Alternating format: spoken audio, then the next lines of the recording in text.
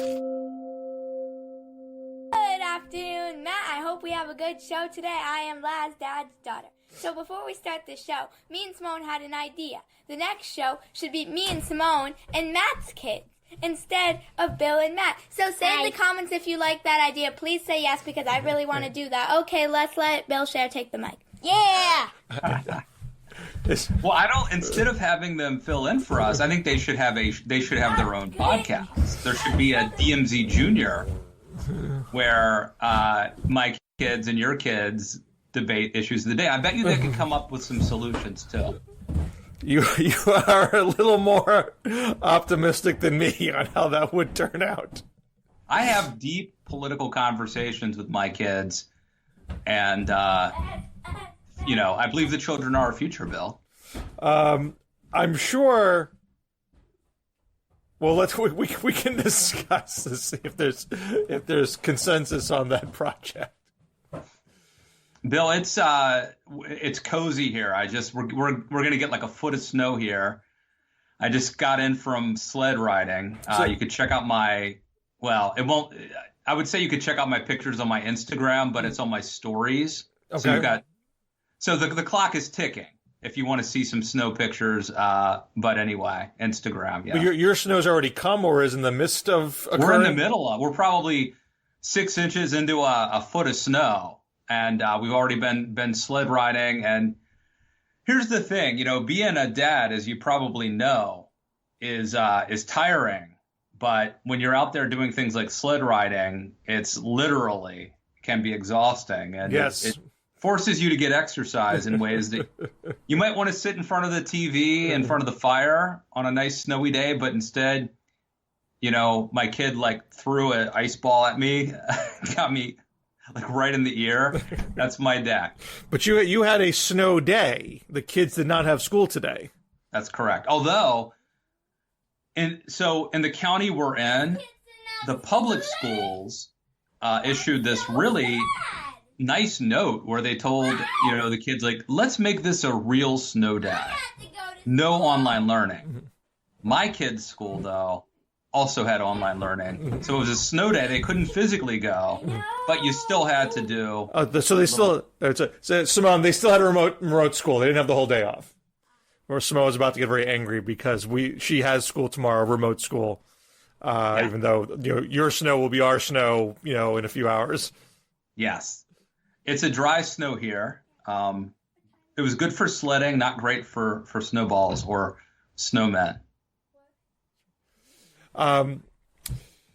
So outside of the weather, we talk about the weather all day. I'm sure the fans would love that. And yet nothing ever happened. There was some news this week. We are definitely getting accustomed to slower news weeks, but it's not a no news week.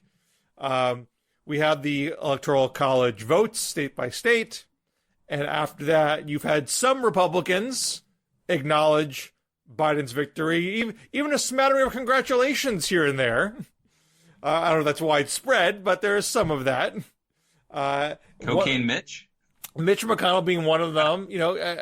Folks have noted that he was slower than Putin, so perhaps he's not the greatest hero of democracy. But to be charitable, and I mentioned this on Twitter, you look at what Mitch McConnell actually said in terms of degrees of warmth. I compare it to Bob Dole of 1992, which was literally, I'm going to represent the 57% of the vote who didn't vote for Bill Clinton. Good news is that Bill Clinton gets a honeymoon. Bad news is Bob Dole's going to be a chaperone. Mitch McConnell was more generous and pleasant compared to that.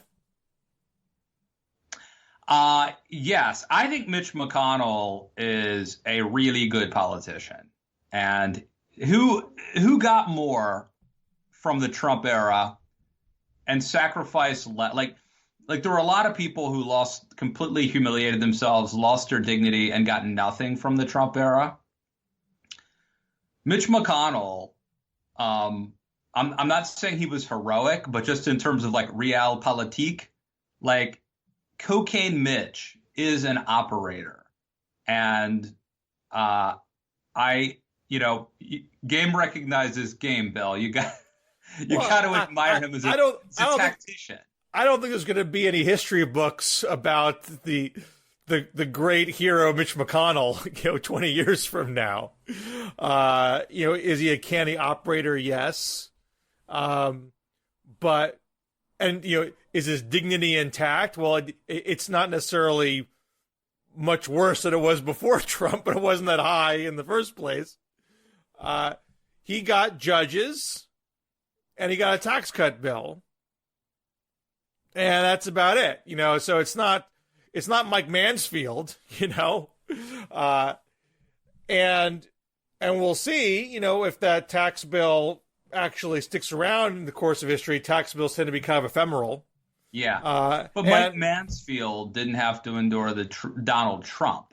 See, you're making the point that McConnell only got a few feathers in his cap. I would say, considering what the shitstorm that he was up against, these would be major. The fact that he was able to find a pony in there is really amazing and is a testament to him. And again, this is low-hanging fruit he got. I don't.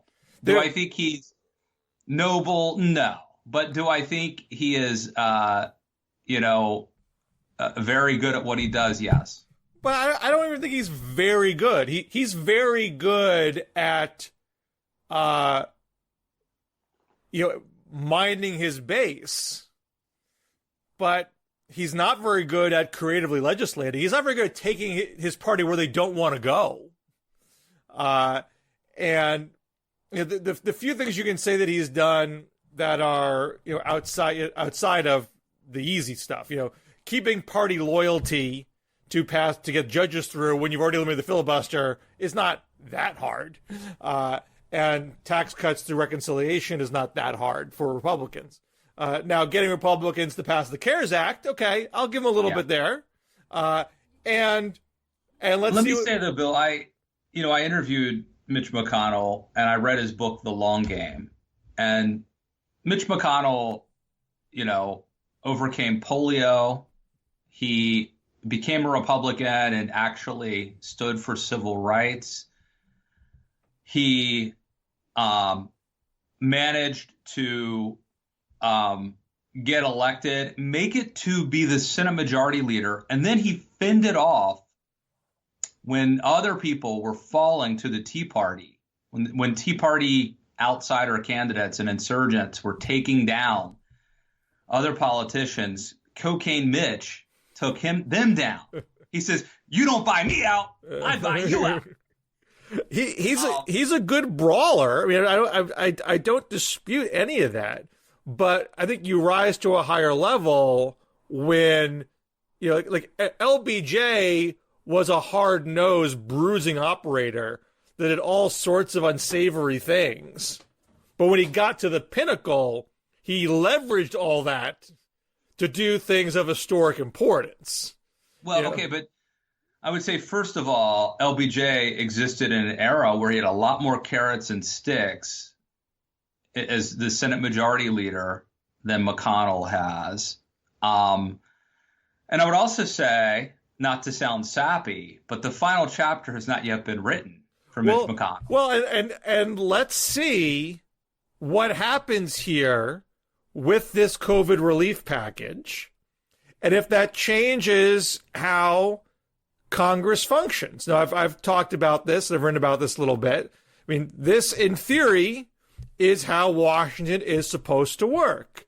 You had a bipartisan group of people recognize that there was an untenable stalemate.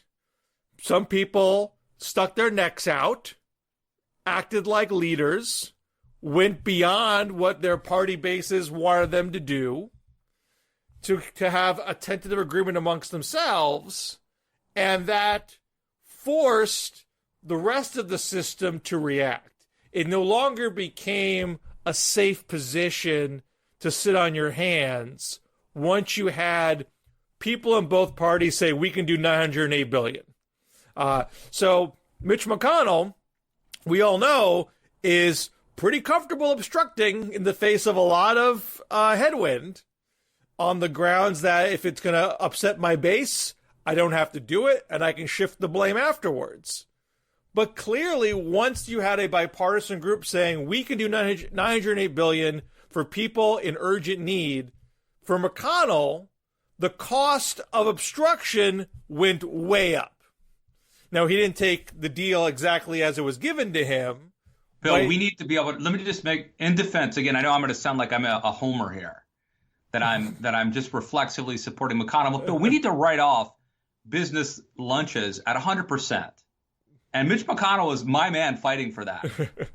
If we can't deduct 100% of our business lunches, then we must be living in Russia.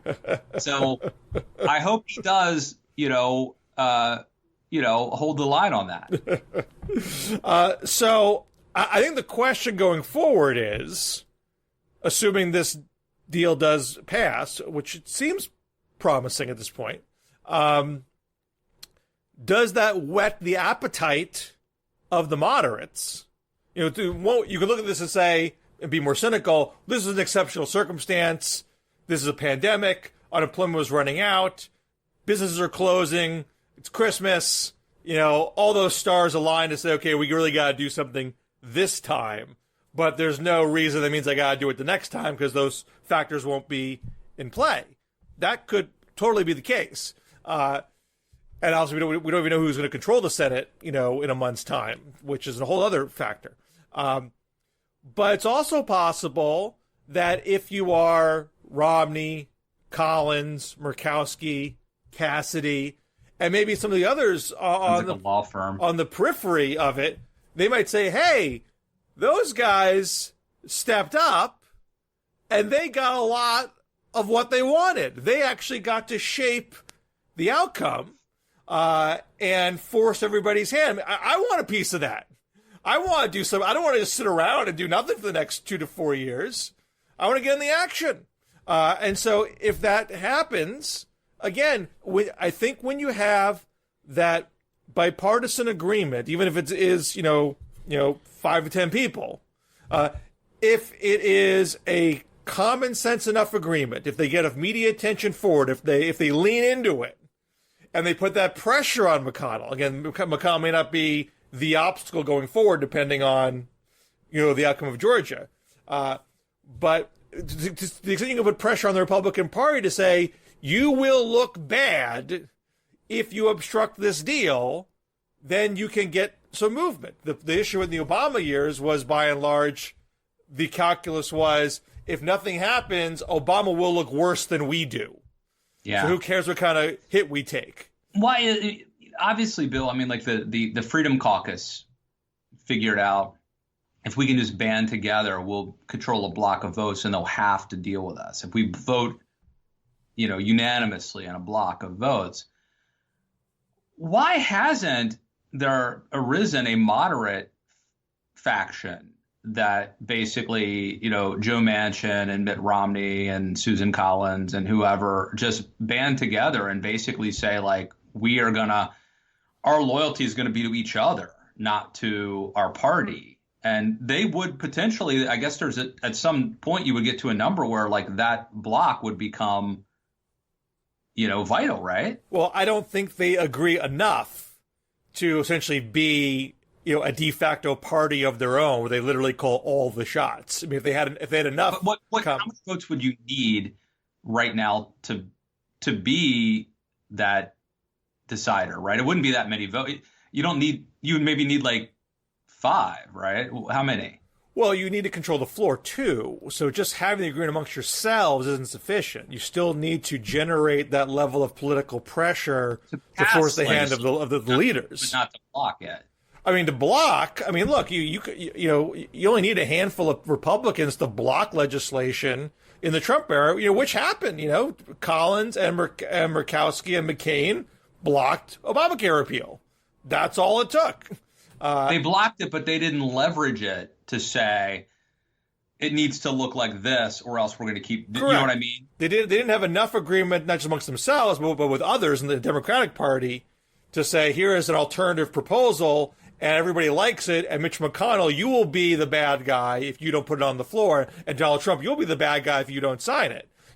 Those pieces weren't there. Now, yeah, imagine if there were, a gang of whatever, a bipartisan gang of 7 that said, we are lockstep on these things, and anything that's, we're going to decide if it passes muster, and you can deal with us or not. Well, you may get closer to that now, because I think most of the time, if you get, 6 to 10 moderates, Republicans and Democrats coming together in the Senate, they will get cover from Joe Biden. Joe Biden would say, if you guys can come together on that, I'll take it. And then the bad guy's Mitch McConnell, if he blocks it. Yeah. That puts the pressure on him. Coordinating that, though. I mean, I guess what I'm getting at is that I don't think the center has had the leadership. There hasn't been the strategic. Nobody has been. It's been ad hoc when it happened. Well, absolutely, and I've said this on past shows, so I apologize for repeating myself. But Susan Collins, Murkowski, perhaps Flake. Forgive me not having the exact numbers in my head from where the math was in 2017. They could have said right at the beginning of the Trump presidency, you don't fill the Scalia seat without that nominee being a bipartisan nominee. It goes through us or it doesn't happen. They could have potentially gotten the number. It wouldn't have taken that many numbers because it was a very narrow Senate. They were not leaders. They chose not to do that. And that created a lot more polarization than there needed to be. Yeah. I think when you were calling for that bill, you were ahead of your time. But now, having been through what we've been through, and also I think it's ripened, the circumstances have improved, it would make more sense now for them to say, okay, this is going to happen. Because now they'll get cover from the president. Yes. Which they would not have gotten under Trump. They would have to have fought the president before and get harangued on Twitter and have their bases riled up against them. There may be some of that now, but you will have a big force of the presidency trying to speak for the middle and try to create this notion that the middle wants this, reasonable America wants this, and if you don't want it, you're the obstacle. Now, problem solved. Now, you may have a Freedom Caucus arise on the left saying that these deals are untenable. And to the extent that you have left and right attacking these compromises, when one, you may not have the numbers to get things done in that respect. And maybe they'll find weaknesses in these bills, these proposals, to drive down support for them. And therefore, it's not the reasonable center anymore. I'm curious to see, because you had Bernie and Josh Hawley push for direct payments, more near universal direct payments on top of unemployment extensions. From what I saw this morning, I don't know if it's been officially announced, but it seemed like they're going to get half a loaf there. They're going to get $600 stimulus checks as opposed to $1,200 stimulus checks. I don't know if that's good enough for Bernie or Hawley yet, if they made comments, or the Progressive Caucus folks that are pushing it on the House side. My guess is it'll be good enough for most. Hawley, I don't think ever put a hard price tag on it, so I imagine he'll take what he can get on that front. And so if you have a bunch of people on the left, particularly in the House, say, not good enough, I'm going to not give my votes for this, and it passes anyway, they have exposed the weakness of their hand.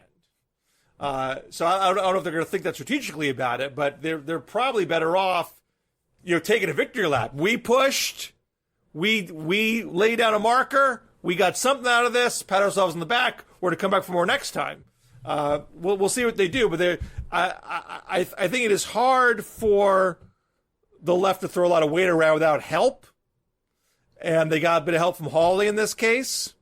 And they had some help from Mitch McConnell for agreeing to do this and to try to say, look, this is something that we all can have consensus around.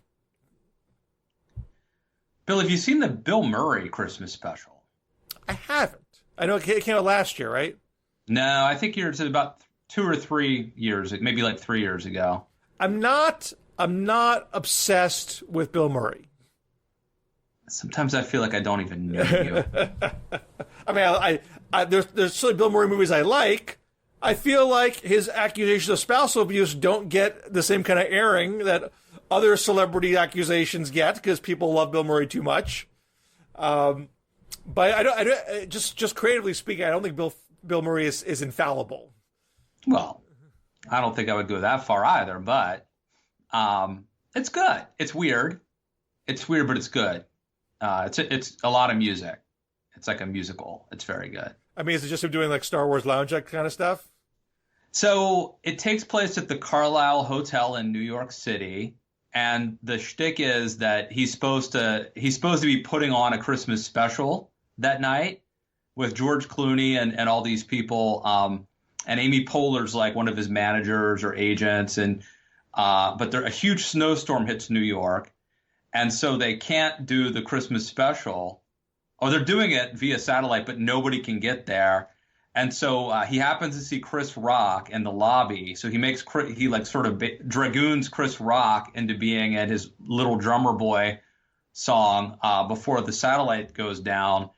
And then they're basically stuck at the Carlisle Hotel. He bumps into Rashida Jones, who is getting married to Talia Shire's son, Max Fisher from Rushmore. I could go on, Bill. There's a whole plot here. Is there anything that ties into? But George Clooney does show up. Miley Cyrus is in it performing. It's quite good. Does any of this tie back to the prospects for bipartisan COVID relief? Yes.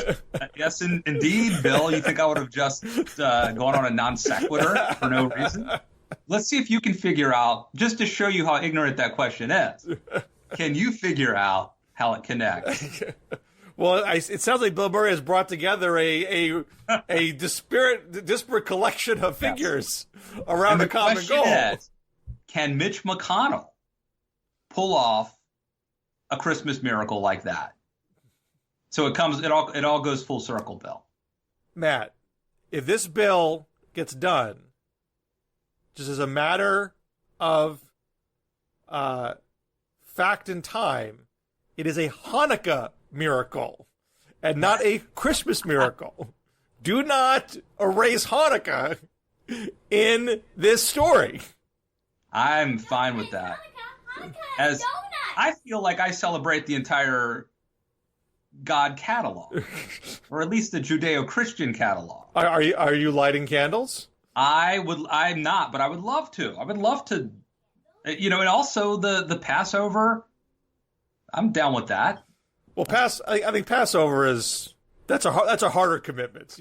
Passover is a hard commitment.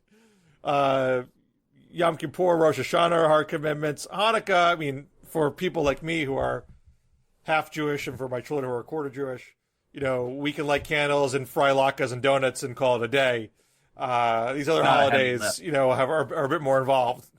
I once dated one of probably my first like high school girlfriend was a member of like sort of the Jews for Jesus movement. Okay, her dad ran. That's a whole other kettle of fish there. Her dad ran a synagogue called El Shaddai, and anyway, that's a whole gather around, children. Well, Matt regales us of his younger years. We won't go there. Back to McConnell, though. How relevant is it for the Republican Party that he accepted Biden's victory? Does it have a reverberation effect? Are those coming on board? Or are they seeing how Trump is haranguing him and thinking, I don't want to do what McConnell's doing. I better wait until January 6th, or maybe I should never formally acknowledge it because that's the safer route. Do you have a sense of there being any kind of internal shift in the party, how to handle this situation? And what impact does that have on 2024? That if people start to accept it more, does the shadow of Trump over the party start to lighten? I think so first of all, obviously, as previously noted, I don't think we should start giving him, plaudits for recognizing something he should have recognized a month or so ago. Having said that, I do think it matters. I do. Because I think that McConnell he's not, how do I put this? The fact that he's not courageous means that it's safe to do this. Do you get my point? Mm-hmm. He's saying the water's warm, come in. If I'm in here, you can come in too. So I actually think it does matter. Maybe he's saying the water is tepid. It won't be that cold. You'll get used to it. It'll be okay. We have to stay in too long. The water is cold. But I'm a turtle. No. I think that it does matter.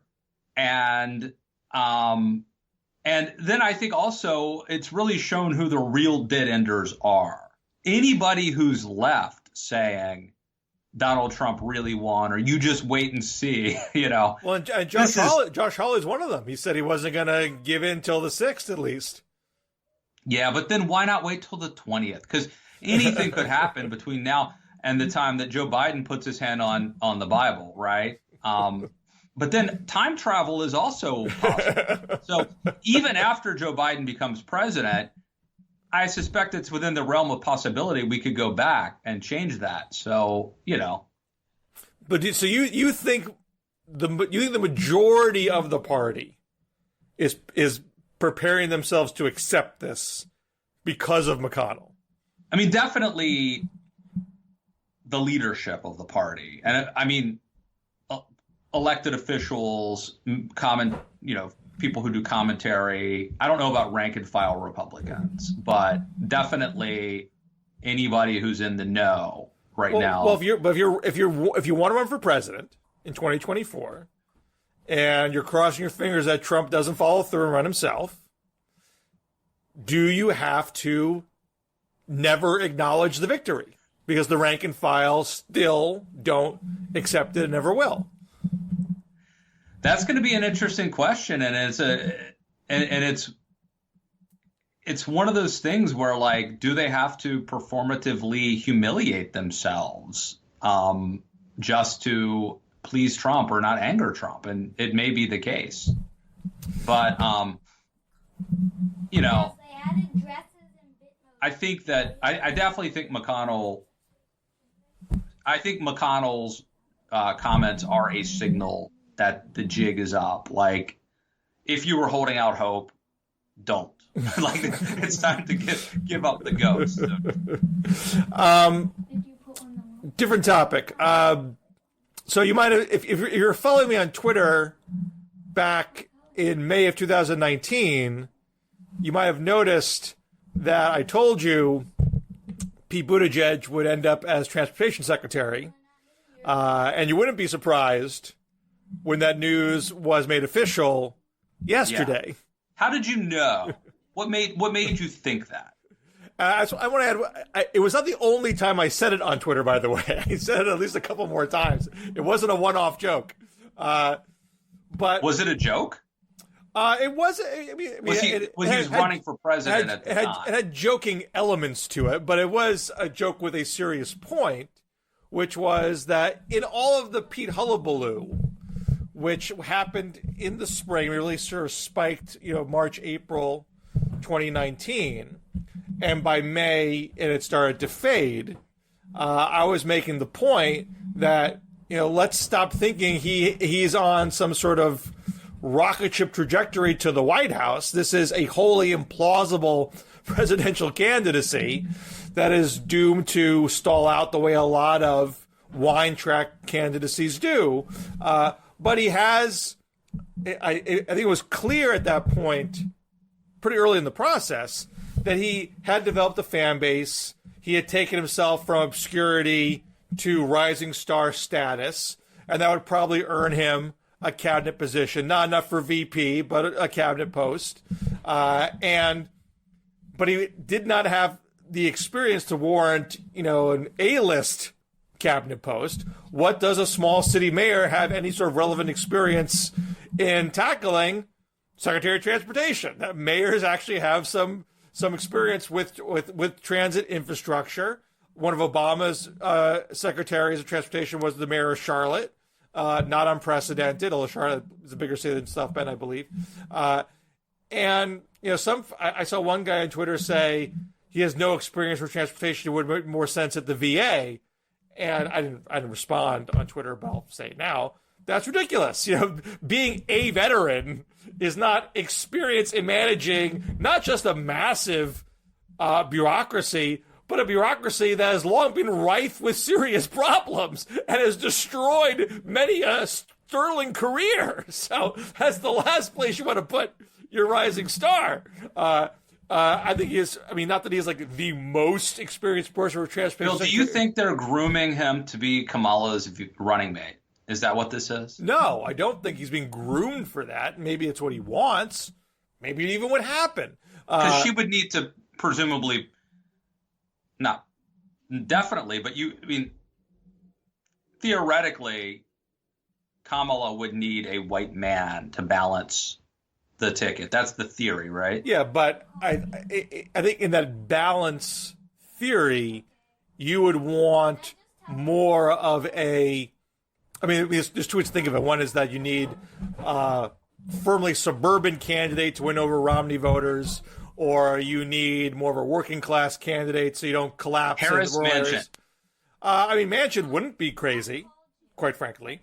I think John Fetterman, assuming he can elevate from lieutenant governor, that's Pennsylvania. I mean, if he's a governor or senator by 2024, I mean, there'll be a ton of Fetterman buzz. Because he Sherrod Brown. Not crazy. That's a non-crazy choice. So anyway, but to go to your original point, I don't think this is about Biden saying, "I really want to help Pete, make it in his career path." I think it was an acknowledgement that there was a need for an LGBT cabinet post. It would have been a problem to not check that box, and they're running out of slots to do it. I'm not knowledgeable enough to know if they had we have 10 great LGBT cabinet picks here who are totally qualified. We just got to choose between them, or were they saying we really don't have that list of 10 people here, and there's a big Pete fan base to boot. We got to put this guy somewhere so that we don't piss those people off. So we solve the keeps Pete people happy problem and the LGBT issue simultaneously, problem solved. And if he becomes VP someday, hey, good on you, but that's not the not the game. Former transportation secretaries who've gone on to bigger and better things. Go. Well, there isn't many, which is why I don't think this is super good for Pete. I mean, it's better than Veterans Affairs. Definitely better than Veterans Affairs. That is the worst. That's the absolute worst place to go. And I thought there was some rumor he would go as ambassador to China. I think that would be a better place for Pete because, look, he does not have a great electoral path for him in Indiana. That's a pretty red state. He could, as much star power as he has right now, he's not a lock to win governor or senator there. So running back home is not a great choice. So to the extent that he's going to have a long career in politics, it is probably going to be as a federal appointee. And it's not common, but there are people who have gone from cabinet to cabinet to cabinet and then made a run for president, and somewhat successfully. Hoover did it, and George H.W. Bush did it.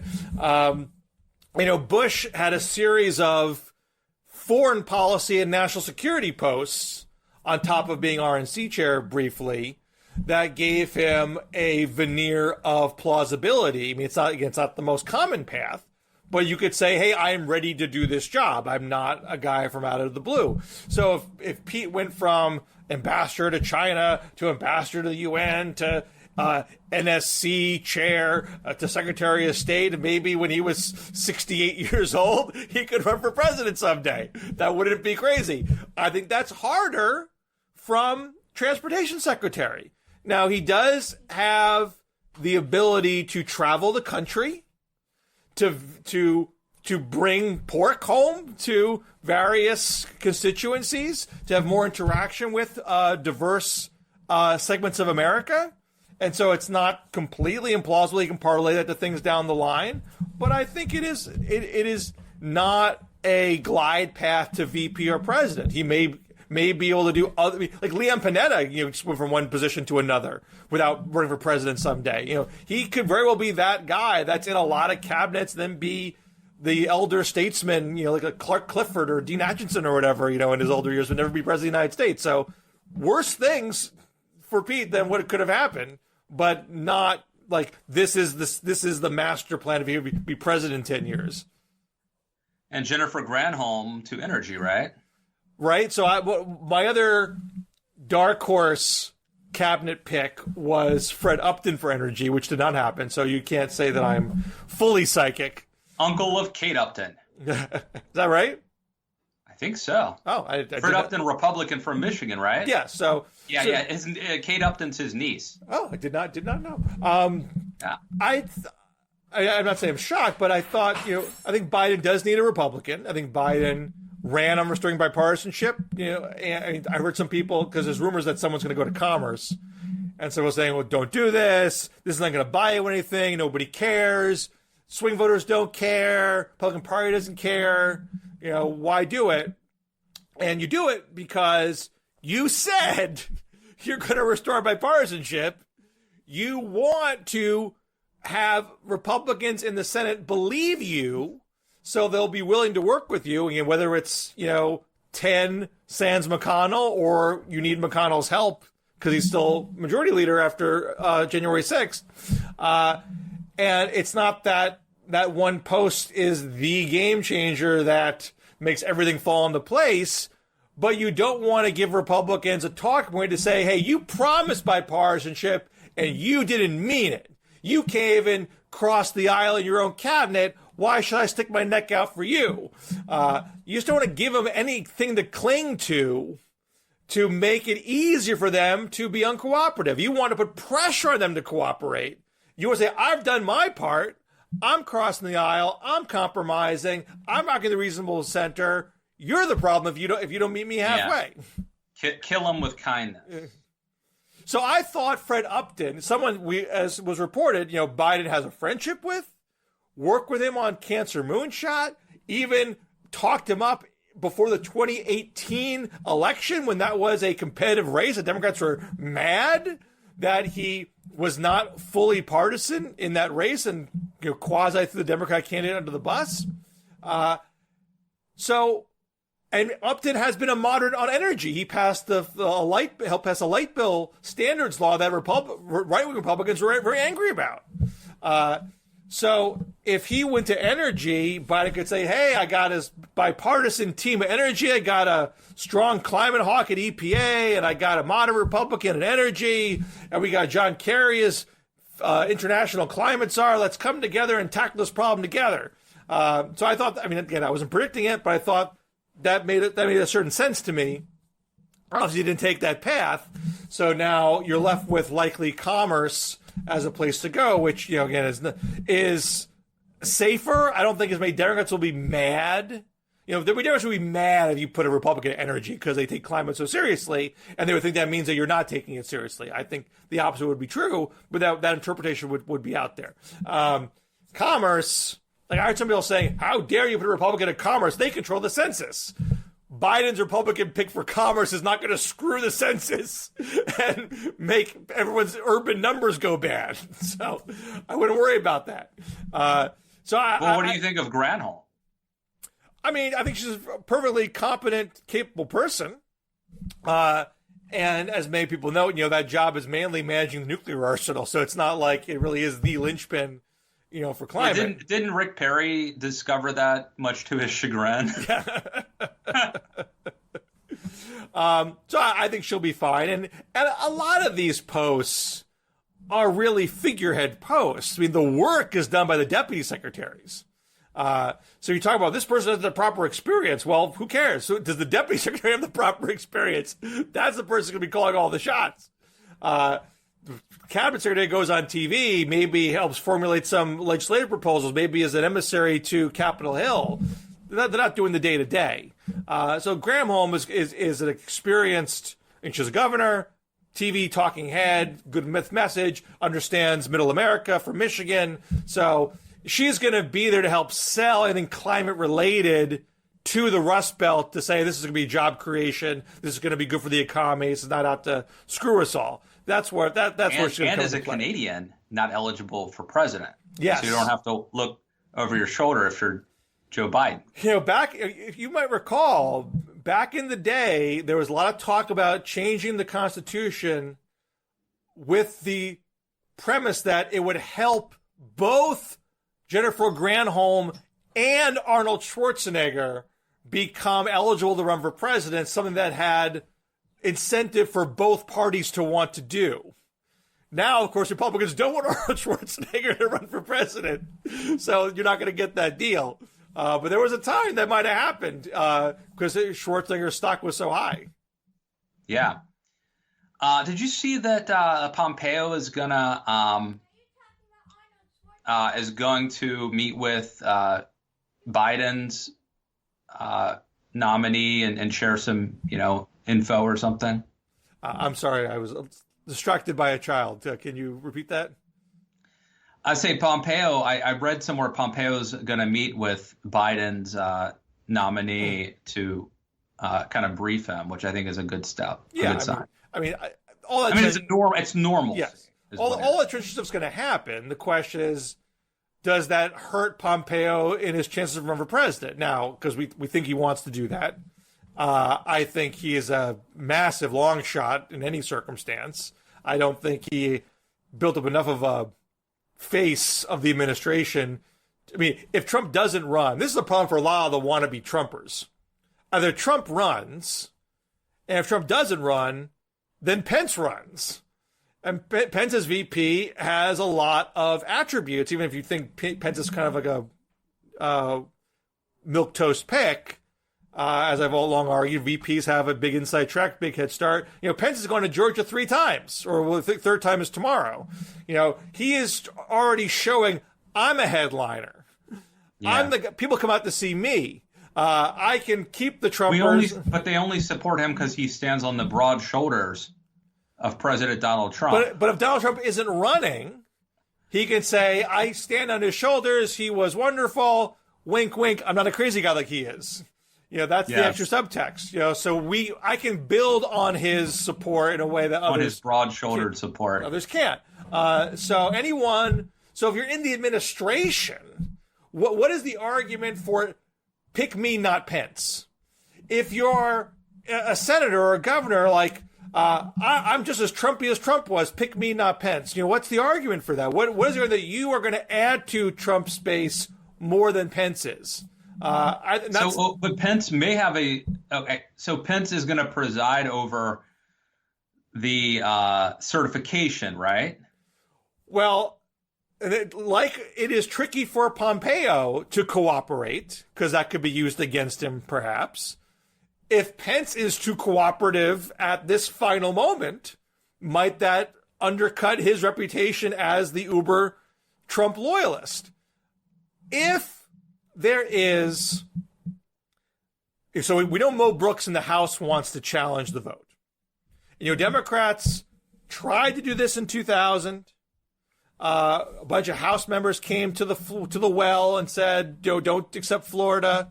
And then Al Gore, as VP, was presiding over the session. And he would say, do you have a senator? Because legally speaking, you need a House member and a senator to file a formal objection. They would say, I don't have a senator. And he would say, I can't accept the objection. Maxine Waters famously said, I don't care. I don't have a senator. And Gore shot back, the rules do care. And Michael Moore used that clip in Fahrenheit 9/11 to besmirch Gore and say that the Democratic Party was ignoring the legitimate concerns of African-American voters, dismissing them and being condescending to them. So then after that, when there was a bit of question about the Ohio vote in 2004, Barbara Boxer joins the House challenge, and there is a formal challenge, and they have 2 hours of debate. It goes by quickly, so most of us forget about it, but it did happen, and it happened in 2016 with Donald Trump. There were senator challenges quickly dismissed, but they went through those motions. The sitting vice president did not have to say to the House members, you're out of line, you're out of order.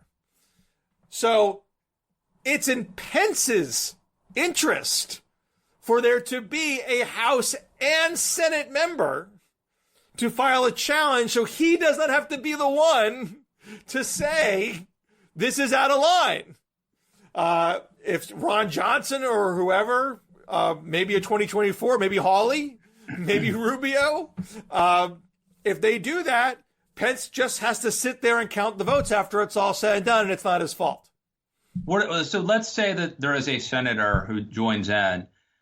What happens? Is it just a couple hours of debate? What happens? It's depending on how you read the law, it is either just 2 hours of debate and then a vote in each chamber, or they might try to jigger it and claim they have to do 2 hours of debate for each state they are challenging. I mean, I think you'd have to have a challenge, 2 hours of debate, then a vote, and then someone would say, well, I got another challenge. I think that's how it would work. I mean, forgive me for not being a rules maven. But so in theory, it could be 2 hours. It could be 10 hours because I think there's 5 states they want to challenge. Does Mitch McConnell have a way of shutting this down? No, one senator, one House member, one senator. That's enough. Have a written objection. Pence would be legally obligated to say. But okay. But no matter what happens, at some point, does Mike Pence have to read a piece of paper that announces the president's Joe Biden? I mean, I forget what he legally has to come out of his mouth, but he would have to, if there was that debate, you have the minimum 2 hours debate, House would vote, Senate would vote. You would need both chambers to agree to reject a slate of electors. So that's not going to happen. Probably both chambers will not accept the objection. You'll probably would have Collins, Murkowski, Romney at a minimum join Democrats, probably more. But that a House Democratic dismissal would be sufficient. And then Pence, I think, has to read the count, has to say these are the Electoral College votes. I don't know if he has to then say, I Mike Pence, hereby declare Joe Biden as president. I'm not sure what is in his I'm just thinking what type of video footage is going to come back to haunt him, you know? But I think if they're doing that, it's not the same as the Gore footage. It's not the same as telling the House members, you're not allowed to do this, and I'm not going to play your game. If you're just being a total perfunctory pawn in a constitutional legal set of instructions, I don't think you can milk that for a primary. If we have any viewers who are health experts, nutritionists, I've gained like 10 pounds in the past year. Because you're not exercising, because you're eating differently. My workouts have increased. My diet has I'm actually doing intermittent fasting now, even to try to get this under control. And so I'm if somebody's willing to give some free consultation, I'm willing to accept handouts. Well, I do most of the cooking. I've been told I cook in too much oil, and that's not helping anybody. But I find for myself, people who have watched this know that I'm puffier now than I was when we did this 10 years ago. And that's because I'm always, when I'm working late, and I work late more when I write, and I eat to stay awake.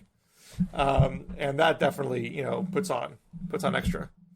Are you talking about weight? We've had multiple looks over the years, Bill, but handsomer now than ever, I would say, for both of us. So, I could talk about our bad nutrition all day and all night, Matt. So could I. But this one needs dance class, so I got to take her to that. I could stay and talk about Dad's nutrition. Is that what you want to talk about? Sure. The floor is yours. Well, I think we're going to have one more DM Zoom between now and the new year, and one more DMZ. Mm-hmm. So we should make next week a very special DMZ. And I hope that you'll have watched the Bill Murray special by then, so we can do All a. right. If there's one Christmas thing to watch, that's it. It's that good. I mean, I assume you've seen you've seen It's a Wonderful Life, right, Bill? Actually, I have not. I've not. Okay, then maybe start there. I've never been a classic movie guy, but perhaps I need to check that box. I think that would be a good one to start with. I did successfully show the children A Christmas Story.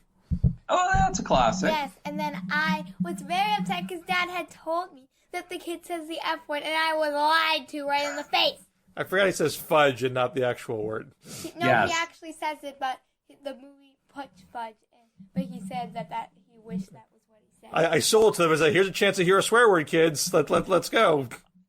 And then That's he right. looked me in the eyes Before we and go, lied. since it is Christmas and Hanukkah season, let me give a shout out to my good friend Jamie Weinstein, who Jamie and his wife Michelle just welcomed a new baby.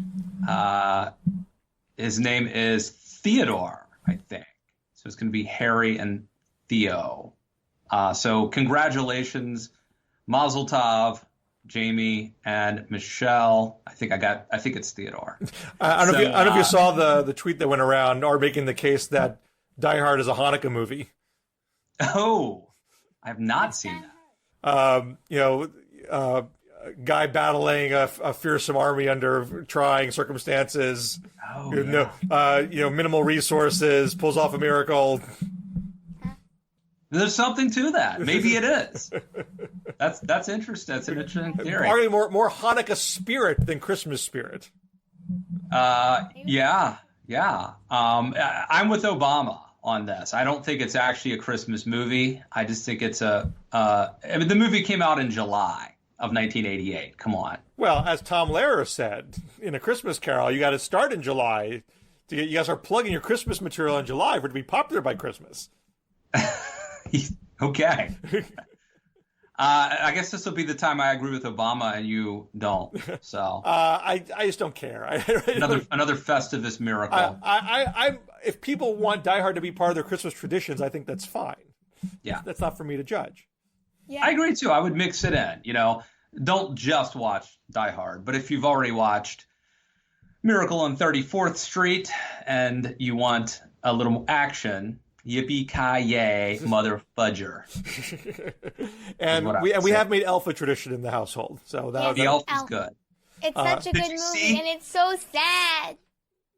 Bill, did you see there's a viral video of a dad who shows up at his daughter's high school dressed as Will Ferrell from Elf and goes up to her, and I forget what he's saying, like, it's you! And he's like super embarrassing his daughter. I think you could replicate that next year.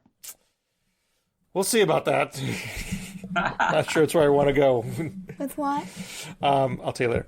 Anyway, I got to jump. Right. Check out the Win America Work podcast if you haven't downloaded already at Scherable.com. And check out Dad's book, Wait, Don't Move to Canada. It was on Jeopardy. That's also true. It was on Jeopardy. And I just interviewed David Fromm for my podcast, so stay tuned for that. Another Christmas miracle. That's right, and don't exert yourself too much shoveling, Bill. It's heading your way. All right. All right. Talk to you soon. See you Bye. guys. Thank you, and good night.